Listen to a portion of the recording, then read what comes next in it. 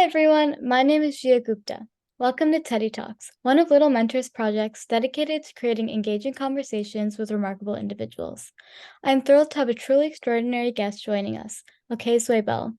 As a rising freshman in college, she has already reached thousands of students globally through STEM workshops, inventions like a prosthetic arm, founding the world's largest youth-led corporation, Fidutom, and more. Thank you so much for meeting with me today. Can you begin by talking a little bit about your childhood and what early seeds instilled in you your curiosity and entrepreneurial drive to help others? Yeah, for sure. So for me, I think that, growing up in an immigrant household with two, or actually a mixed household, one immigrant and one American slash, someone who was born here in the States, I had a lot of sort of great exposure to engineering. Education was certainly central to my home environment. And I think that served dividends as I progressed into high school, middle school, even, and then college, of course. And so, both my parents were actually engineers. And so, because of their wheelhouse being in STEM as well, I certainly got a bit of an advantage when it came to exploring these areas early on, beginning coding very early, and eventually getting into things like machine learning and artificial intelligence, which are now amongst some of the most important conversations that are happening in corporations and in governments. And so, I definitely think that, being exposed to these areas from an early age, whether it's by family or by friends, and bringing that to your school environment, if your school doesn't have it already, is certainly a very great way to get started and is a great seed to plant, whether you're planning on pursuing a career in STEM or other areas like the humanities, writing, politics, etc. It's really important to sort of have that foundational grounding that comes from a lot of these essential subjects that interplay a lot with other areas of interest that you might have. Hmm. So, for some people who might not have that background or that exposure to STEM or whatever field early on, what do you recommend they should do? Because I'm sure you've probably done like independent learning on your own. So, could you talk a little bit about that transition for yourself from moving away from just exposure in your own household to taking on more projects independently and how you would Yeah, suggest others do the same? Sorry. no problem. Yeah. I was just going to definitely say that that's a really important consideration to make that, not everyone's born with privilege, let alone the privilege of being exposed to these areas from an early age, such as by having parents that work in the field. And so I think that one of the biggest things one can do for themselves is really pursuing forms of informal education, like online courses or YouTube videos, or even dissecting random code off of online platforms like Stack Overflow or GitHub. Learning by doing is certainly one of the most accessible ways to attain some of these really impressive and amazing skills. And so, because of that, I believe that, there's so much of resources, so many resources available to us today that we should definitely leverage as youth, being one of the most interconnected and digitally savvy generations. That being said, not everyone even has that level of access to the internet or sort of this unbridled corpus of education and knowledge that we as people have assembled over time and pasted on these public domains for us to all engage with. And so because of that, I think that even for those without internet, it then becomes even more important that A, the people who do have this privilege and access are working to make technology more accessible, and B, the people who don't learn of these types of programs, initiatives, and opportunities, which is why I began doing a lot of these STEM workshops and engaging with companies, but also why Fidutom, the organization that I run that's mobilizing for responsible tech, has an education sector that engages a lot of students and youth, particularly those from underrepresented or underserved backgrounds and households, to engage with these topics and potentially even become a part of stewarding this new generation of tech in the age of automation. Yeah, that's a great point. One thing you brought up was like the rise of youth-led organizations like your own, and I really commend you on your work you're doing. But one question I wanted to pose was, how do you suggest that a lot of youth want to start like their own organization, like we do with Little Mentors and you do with Fidu Tom, but a lot of times the resources that are accessible are mainly related to joining other pre-existing organizations that are started by youth. So how do you think you can curate leadership skills within youth if their main points of access and say these type of like organizations or so are mainly joining pre-existing ones? Yeah, I mean, I definitely think that, joining a pre-existing organization doesn't necessarily occlude you from starting your own. In fact, I joined many youth-led organizations before beginning my own, worked in companies, things of that nature. And I think all of this gives you a lot of exposure to the work that you're doing now, similar to how a lot of successful startups began by working at other companies or doing internships. It's a very similar sort of process for young people. That being said, I definitely do agree that there's a lot of solicitation of youth in already established programs, but when the youth want to begin or create their own, it becomes a little bit more difficult, and that's where you start encountering roadblocks. And so for me, it's looking into other organizations, what groups have funded them, what parties have they engaged with, what are interesting and unique angles that you can take with your own organization that won't necessarily just clone a lot of existing work that's already happening. I think the more novel it gets, the more likely you are to have some level of traction. And I also believe that, involving yourself with these existing established organizations allows you to connect with a large number of other people who might be interested in joining your own. So it's a form of network building that can pay a lot of it can have a huge return on investment rather when you're beginning to start your own organization because you're able to tap into these very well cemented large networks that are willing to engage with other emerging groups. And so, yeah, I definitely think that, there's a lot of barriers to starting your own organization, especially if you're involved in an org that works in a similar capacity or space. But, if you want to give yourself the space to really exercise yourself creatively and lead something that is truly your own, starting your organization is a great way to get started. And so, certainly looking to youth led entrepreneurial groups or working groups, or even just coordinating with other young people, I think the best way to start your own org is with a team. And so, by having that and not working in a vacuum, it makes it a lot easier to make progress early on. Yeah, it's a great consideration, especially because you can get that team, but also the social capital from those organizations while still building your own skills. Mhm. And kind of going on the same, but kind of a different note, I'd like to talk a little bit more about your friends and how they've been important to your growth, both personally and professionally, and what the most important qualities are of the people you surround yourself with are.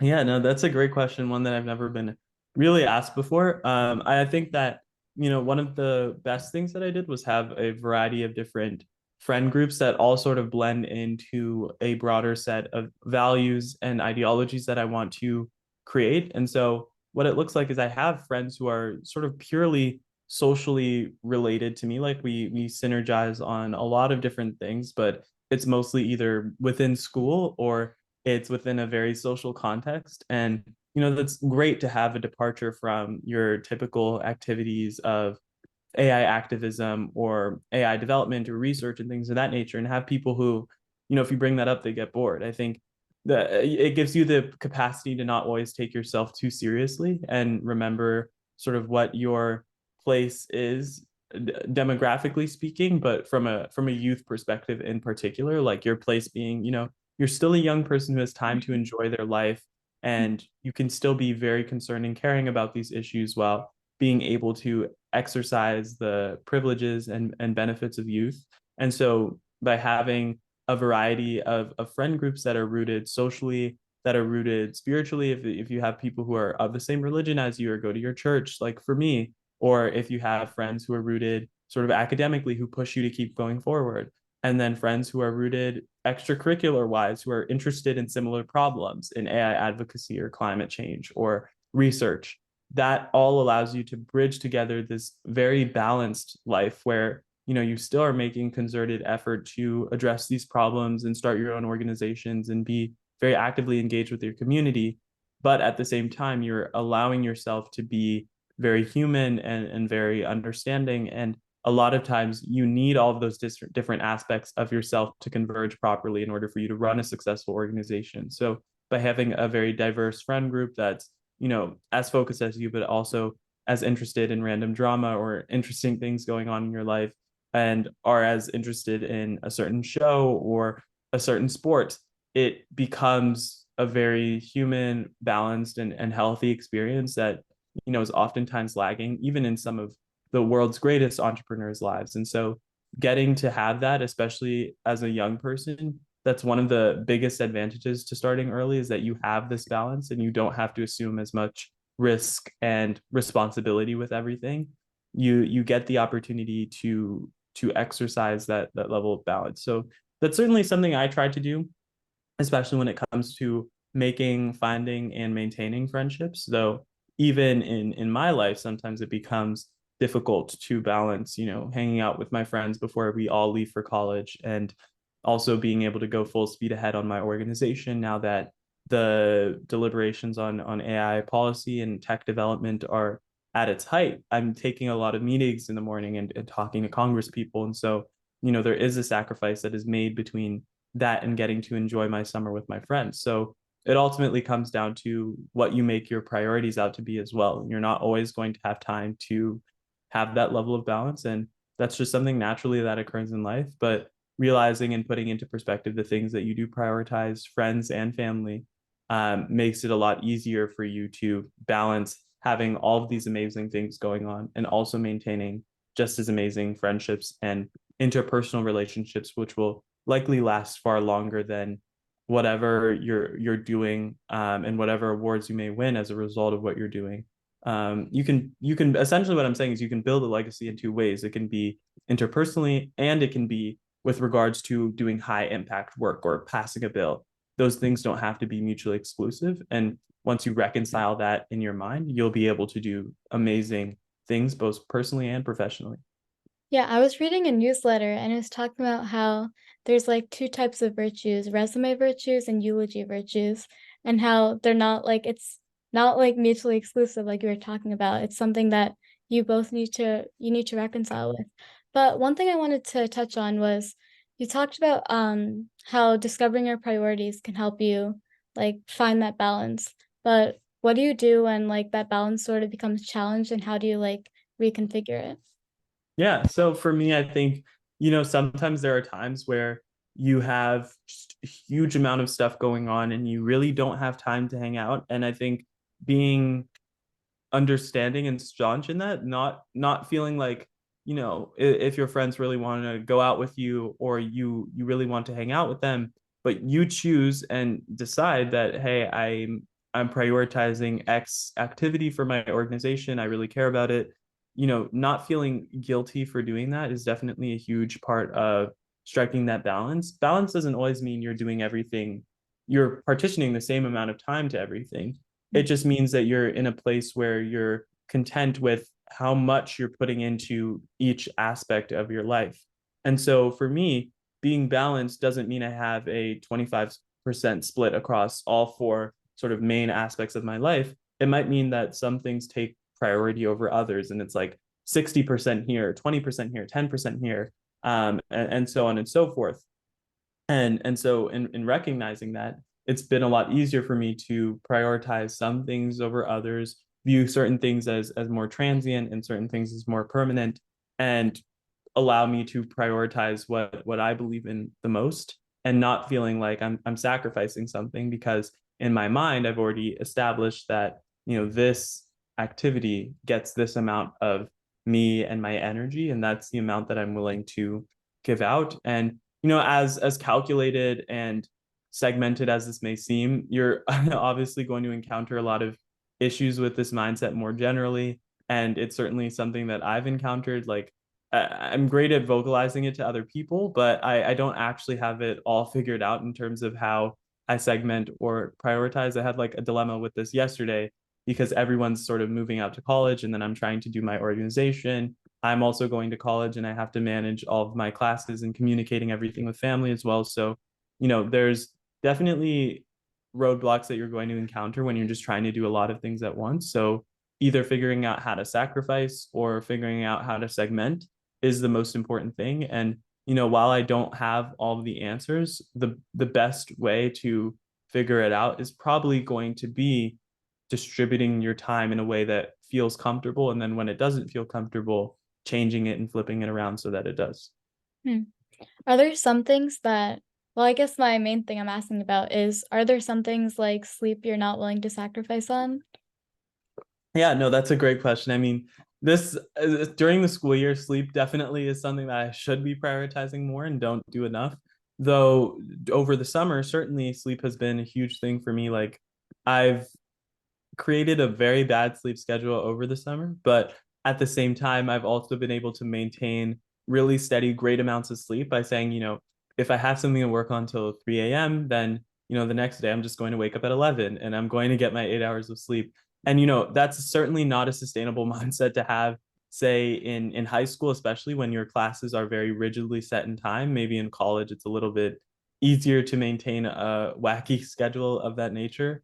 But I still think that resolving in your mind that you're going to fulfill health benefits to an extent that you believe in is certainly really important. And so as I head into college, it'll definitely be something I consider. And if there are times where I'm willing to sacrifice sleep for fun, or I've understood my body enough to say, I can run on this X amount of sleep while I'm in college, then certainly I'll be able to audit my schedule that way. And I found that, I don't need as much sleep as, say, a typical 8 hour regimen person would need. And so, in recognizing that, I'm willing to say, maybe I'll just get 5 hours of sleep or 6 hours of sleep or whatnot. So, yeah, there are definitely things that, I try to lay out concretely. Like, I don't like just never go to church because I have something on Sunday. I mean, my organization's meeting are on Sunday, but I still go consistently, things of that nature. So yeah, I definitely think that whatever it may be in your life, there should be things that are very permanent and that you're not willing to sort of eclipse and sacrifice for your organization. And there should be things that, you are willing to sort of put behind to be able to advance whatever you're fighting for. Mm. So on a kind of different note, um, what does success mean to you? And with that definition, how do you think that others can find that success for themselves? Yeah, so for me, I mean, success really does mean pushing lasting levels of change that benefit communities sort of far and wide. And while that's a very broad and very standard definition of success for a lot of people who are in civil society or whatnot, even technical side as well, I think that, I believe that my biggest measure of success will be on what levels of lasting change have I been able to institute more generally to my large scales, my local and global communities. And this was something that I really talked about in my college applications and whatnot as well, is how will I create change on a very deep and systemic level. And so that's how I view success. But success is also just meeting whatever goals I set for myself. Like it doesn't have to be some grand relative measure. It can be if I wanted to get X thing done on X day and I did it, that is also a level of short-term success. So I think that the definition is honestly very malleable, and whatever I say does not have to be someone else's definition of success and probably shouldn't be. But I think that more generally, success should just be meeting whatever goals and expectations you set for yourself, and definitely allowing for other people's interpretations to not supersede, but pervade and enter your own. I think is great, because when other people set expectations that are even higher than yours, it can lead you to push yourself to new limits and heights. So definitely don't discount the importance of having outside opinions influence your own. I think it can be great. It's just being mindful of what those opinions are and how much weight they have in your own decision making processes when it comes to defining success and being able to harp on certain things or areas. What are your short and long-term methods for goal setting? Yeah, that's a great question. So my short-term method is just having very extensive to-do lists. Notion is one great app that I use all the time to keep track of basically everything that I need to do, whether it's a super menial task or something I have to do for Fidutom or whatever else I'm working on or for a partnership. So setting those types of basically like mapping out my life in to-do lists and checkboxes is something that I very deeply believe in and enjoy. And it's great because it allows you to understand and see your progress in real time. Of course, there are certain things that can't necessarily be encapsulated in those checkboxes. And so just keeping track of those is a great way to keep my goals going forward. And then largely, I love to set like end of year goals for my organization, for myself, for whatever mission we're working towards. In this case, it's a lot of the AI policy that's going on the Hill right now for like children's privacy protections on social media, or creating a safe internet, or ensuring that, AI and technologies don't have such a severe human cost or work at the expense of vulnerable populations. So being able to set goals like that for the end of the year, having a hand or foot in these deep level, high level changes at by the end of the year, something is a goal that I like to set for myself and more largely. So that's certainly how I come up with goals. It's like just it's really just making goals for each time of the year, and segmenting it by that timeline, but also being very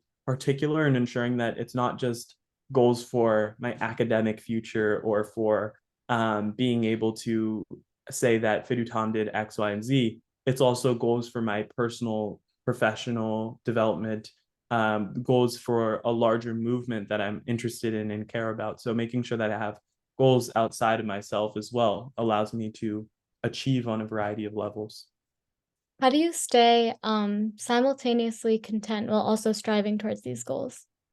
That's a great question. Wow. I mean, I personally actually don't even know. I think, to an extent, it's just trying to remain understanding of the fact that, the onus is not on one individual person to try and solve every single problem that they're interested in. And, a lot of times we get involved and interested in these problems, they may not be directly affecting us. And so the drive is just to contribute in a sort of way. It's almost like this self-gratifying pursuit, but for a humanitarian reason. And so in understanding that, you have to, yeah, you just have to be able to create this level of distinction, in the sense that, there's so many parties that interplay with these types of issues that you're trying to solve. So you're content with the fact that you're able to engage deeply about it, you're able to work within the problem, but then at the same time, there's always more that you can be doing, and never feeling complacent. I think that's the enemy of success and of progress, but at the same time being content with what you're already doing. So it's almost as though you keep working within your situation, but keep trying to mobilize upward, though in a more figurative sense. So yeah, I mean, that's honestly a great question. I think that it's just a balance that you have to figure out how to naturally strike, and not think too much about, but just being conscious of never becoming complacent. I think the less complacent you are, the better of a balance you'll strike between being, okay, I'm doing great work, I should be proud of myself, but there's still so much more to be done. And that's why I think one of the big benefits of fighting for or towards a particular movement or goal is very helpful, because it allows you to see things in a big picture, where you're like, wow, all of these other problems are not solved. My organization is doing X, Y, and Z, which is great, but there's still so many other issues that we have to solve or be engaged with. So yeah, definitely that. Or, if it's like a programming task or a research task, this research is interesting, but there's still XYZ problems, there's still XYZ limitations, there's still these types of tests that we can do. It's just always looking forward to the next thing and the next step within this broader picture, while also acknowledging some of the work you've already done within that smaller context. So given you talked like about the broad scope of, I guess, problems that there are. Well, there's obviously a lot of problems happening right now in the world. But for someone who wants to focus on like a humanitarian cause, how do you choose what problem you want to address? Like, I guess kind of like your life's mission. And I know it's not like you don't have to completely silo yourself to a specific problem, but if you're to focus yourself on a specific drive or some sort of mission that you want to like put your attention towards? How are you supposed to decide given the wide scope of problems that there are right now? Mhm. Yeah, no, that's a great question. I think, it all comes down to what you personally are invested in or believe in. I think, ultimately there's no, or there shouldn't be a reason why there's a certain problem that, you're drawn away from. I think the first thing to do is to discover what your area or wheelhouse that you're interested in is. And that just starts with a lot of personal exploration, going through a variety of topics, trying different things, joining different organizations, working in different areas, taking different classes, and then, ultimately finding a way to settle down with one thing and just go with it. And I think that sometimes also one of the great things to do is just to pick something. And you might not like it initially, but the deeper and deeper you get and the more nuances you understand in the area, you'll find that there's some part of it that you truly really you do enjoy. So I think that there's a lot that can be done, and then there's a lot that, a lot of times we discount because we say, oh well, I don't really like programming, so I'm not going to go into the ethics scene. I mean, for me it was a little bit easier because I was someone who really did enjoy and still enjoys computer science, and will probably be majoring in something like it or adjacent to it. But I think that, sometimes we don't always have to think that our passions or interests or areas of disinterest are so linear that they can't intersect with other areas. So just remaining very open minded and being willing to try something out and put our all into it and figuring out whether or not we like it. And chances are there'll be one very small specific nuance, which is a lot of times the most impactful area of that subject, that we will enjoy and latch onto. So it's just not being afraid to try those things that aren't initially very attractive or shiny to you. Yeah, it was so well said. Finally, if you had the opportunity to speak to every high schooler in the world, what would you say? That's a great question. It feels like a lot of responsibility. I mean, I think I would say, let me think. I would say don't take everyone else too seriously. I think I talked about how you shouldn't take yourself too seriously, but I also think trying to view people as people and not different competitions or hurdles that you need to get over is really important. I've like seen very contentious relationships between, a lot of kids and youth in the STEM areas in the past, and I think it's born out of this extreme desire for people to want to get into elite colleges or whatnot, or be able to say that, they had these outcomes, or they just get addicted to the pseudo celebrity of being able to, go to these large competitions and then get media articles and things of that nature. And I think like not chasing that, or, sometimes it is valid to say you want to do something because you want to be get some media exposure, or you want to do something so you can get into college. It's not an unrealistic expectation or reason for doing something.